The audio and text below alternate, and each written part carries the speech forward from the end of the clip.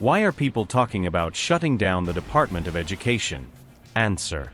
Trump has called the Department of Education, which was created in 1979 by Jimmy Carter, an example of government oversight into the daily lives of Americans and suggested it's been a poor investment for taxpayers, claiming the U.S. spends 3 times more money on education than any other nation, and yet we are absolutely at the bottom. We're one of the worst. U.S. News and World Report ranks the United States public education system as 12th in the world. In a video message posted last year, Trump baselessly claimed the Department of Education is staffed by many people who in many cases hate our children, and said, "We want states to run the education of our children, because they'll do a much better job of it. You can't do worse."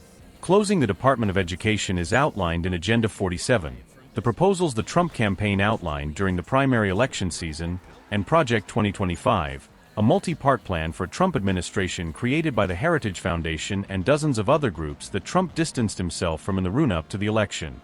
While closing the Department of Education seems to be high on the priority list for Trump, his Agenda 47 proposals surrounding education also outline orders for schools, like cutting funding for any school teaching critical race theory or transgender insanity, and credentialing teachers who embrace patriotic values and support the American way of life. That would no longer be the federal government's purview if all responsibilities were handed back to the states.